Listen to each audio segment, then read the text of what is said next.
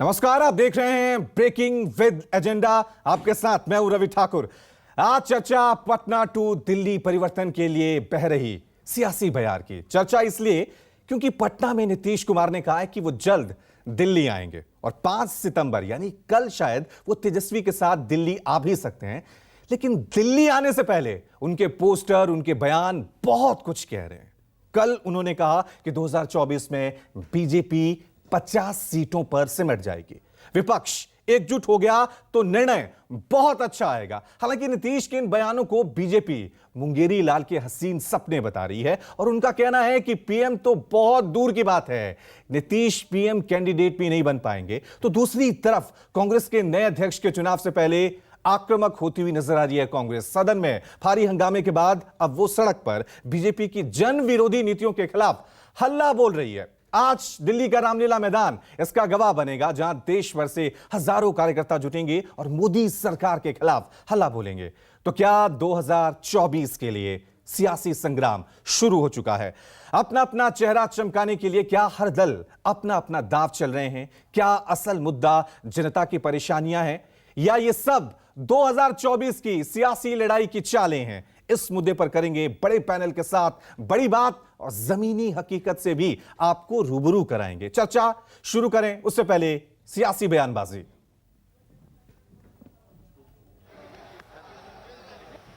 अन्य पार्टियों से लोगों को अपनी तरफ लाना और खींचना, ये सब काम करके जो कर रहे हैं, तो ये कोई है संवैधानिक चीज है? ये कोई सही काम है? भाजपा कह रहे ये ये आप समझ रहे हैं ना, जो दूसरे लोगों पर कहते हैं। तो आप सोच लीजिए कि किस तरह का चल रहा है। इसलिए सभी लोग, विपक्ष के लोग एकजुट होंगे तो 2024 के चुनाव में जो देश की जनता का है वो निर्णय बहुत अच्छा आ जाएगा। तब इन लोगों को पता चलेगा। नहीं, दिल्ली जाएंगे, बहुतों से बात करेंगे।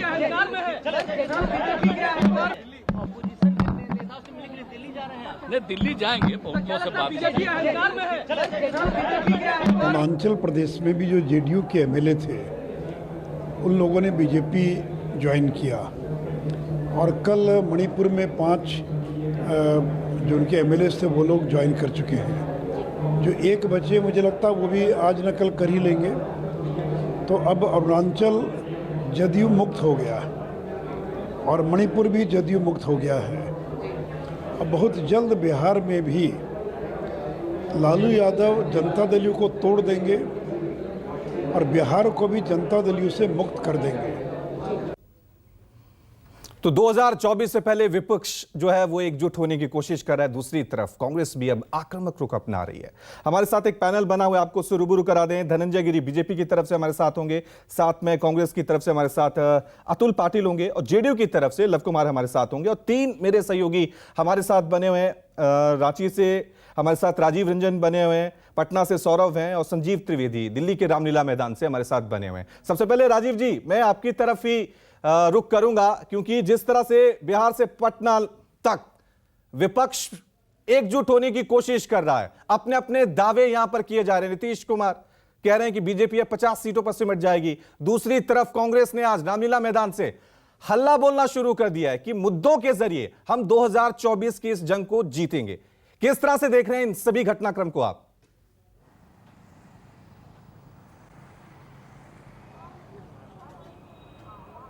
देखिए रवि, पहली बात तो ये है कि प्रधानमंत्री नरेंद्र मोदी के खिलाफ जो विपक्ष है उसमें अरविंद केजरीवाल ने अपनी एक अलग लीक और लाइन बना रखी है। 7 सितंबर को राहुल गांधी की भारत जोड़ो यात्रा शुरू हो रही है, 7 सितंबर को केजरीवाल भी अपना एक कैंपेन शुरू कर रहे हैं। तो जब हम ये बहस करते हैं कि 2024 में प्रधानमंत्री के सामने कौन, तो हमें हमेशा ये याद रखना चाहिए कि आम आदमी पार्टी ने अपना कैंडिडेट पहले ही घोषित कर रखा है 2024 में, अरविंद केजरीवाल। अब बात आती है कि तीसरा कौन। तो सवाल यह है कि नीतीश कुमार, जिन्होंने अभी अभी बीजेपी से हाथ छुड़ाया था और आपको पता है मणिपुर और अरुणाचल में जेडीयू के विधायकों को भारतीय जनता पार्टी ने किस तरह से हाल ही में शामिल कराया, पहले 2020 में भी शामिल कराया था। एक तनातनी की नई वजह यह भी है।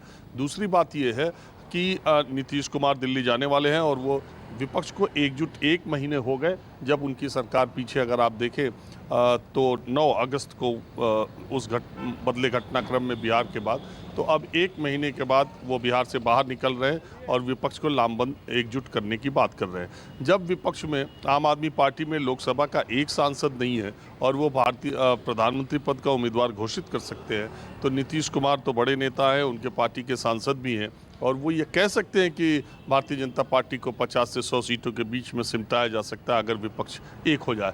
देखिए, इसको समझने के लिए थोड़ा सा ये समझना पड़ेगा कि राज्यों में क्षेत्रीय छत्रपों की या क्षेत्रीय राजनीतिक दलों की स्थिति मजबूत है। अगर आप बिहार में देखें तो भी, मैं झारखंड में हूँ, यहाँ भी अगर झारखंड मुक्ति मोर्चा कांग्रेस और आरजेडी गठबंधन को देखें तो भी, अगर आप बंगाल में देखें तो भी ममता बनर्जी मजबूत स्थिति में है भारतीय जनता पार्टी के साथ 2-2-4 करने में।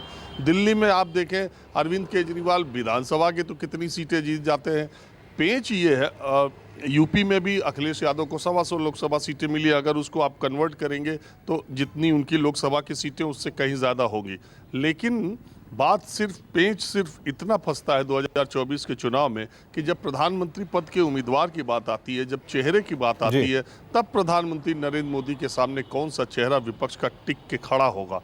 और क्षेत्रीय इसमें पेंच ये भी है कि कोई क्षेत्रीय छत्रप दूसरे क्षेत्रीय छत्रप को अगर उसने प्रधानमंत्री पद का उम्मीदवार के तौर पे मान लिया, स्वीकार कर लिया, घोषित कर दिया, तब फिर उसके जनाधार का ही वो जनाधार उसका सिकुड़ने का खतरा रहता है। इसीलिए अपने अपने राज्यों में ये क्षेत्रीय छत्रप बीजेपी को टक्कर देना चाहते हैं, लेकिन बिना किसी चेहरे के। ठीक है, अब सीधा रुख करते हैं पटना का, जहां मेरे सहयोगी सौरभ कुमार हमारे साथ बने हुए हैं। सौरभ, आपकी तरफ मैं आ रहा हूं क्योंकि अब ये जो पोस्टर लगाए गए थे उससे साफ संकेत हो गया था कि नीतीश अब दिल्ली की लड़ाई लड़ने वाले हैं, 2024 के लिए वो पूरी तरह से तैयार है। लेकिन आज राष्ट्रीय कार्यकारिणी की बैठक है, उसमें कुछ अहम ऐलान आज संभव है। क्या ऐलान हो सकते हैं आज?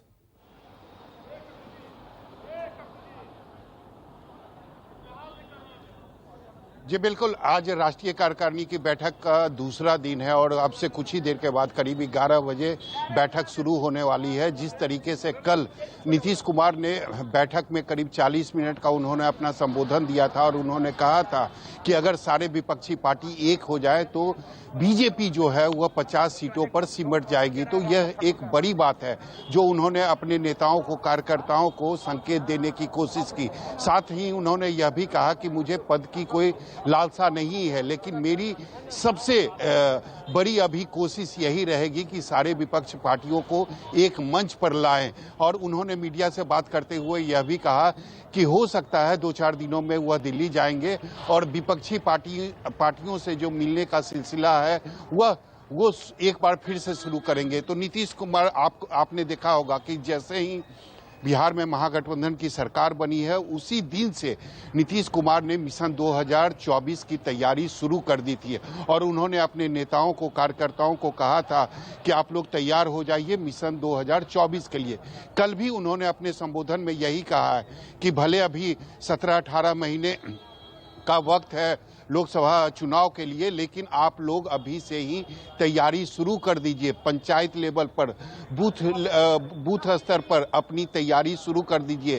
हालांकि उन्होंने यह भी कहा कि जो मुद्दे भी उन्होंने अपने नेताओं और कार्यकर्ताओं के सामने रखा। उन्होंने कहा कि रोजगार, महंगाई, किसान, वादा खिलाफी, ये मुद्दे होंगे जिससे वह बीजेपी को घेरने की कोशिश करेंगे। तो निश्चित तौर पर मिशन 2024 के लिए नीतीश कुमार ने अपनी तैयारी शुरू कर दी है।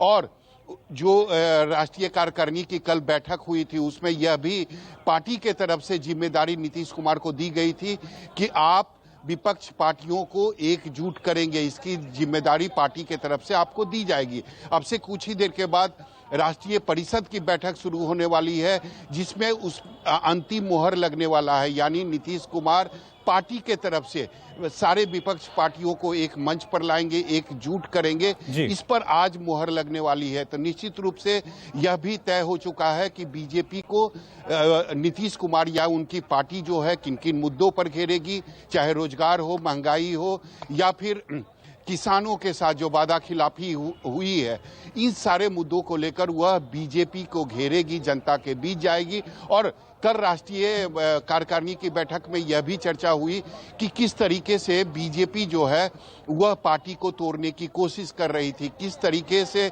वो आरसीपी के जरिए सेंधमारी कर रही थी। तो तमाम बातों पर कल भी चर्चा हुई है, आज भी चर्चा होगी। और आज करीब 4 बजे पार्टी के तरफ से एक प्रेस कॉन्फ्रेंस की जाएगी, जिसमें पार्टी के जो नेता हैं, जो बड़े नेता हैं, वह मीडिया से रूबरू होंगे और वह बताएंगे कि बैठक में किन किन प्रस्ताव को पारित किया गया है। तो निश्चित तौर पर मुख्यमंत्री नीतीश कुमार ने मिशन 2024 की तैयारी शुरू कर दी है। उन्होंने अपने नेताओं को, कार्यकर्ताओं को साफ संकेत दे दिया है कि आप लोग अभी से ही तैयारी शुरू कर दीजिए। अगर हमारी तैयारी अच्छी रहेगी और सारे विपक्ष एक मंच पर आ जाएंगे तो मैं दावा करता हूं कि बीजेपी जो है वह 50 सीटों के आसपास सिमट कर रह जाएगी। ठीक है। नमस्कार, मैं हूं मानक गुप्ता। अगर आपको हमारा ये वीडियो पसंद आया हो तो इसे लाइक और शेयर जरूर करें और हाँ, हमें सब्सक्राइब और फॉलो करना ना भूलें ताकि आप देश और दुनिया की कोई खबर मिस ना करें। तो जुड़े रहिए हमारे साथ और देखते रहिए न्यूज़ 24।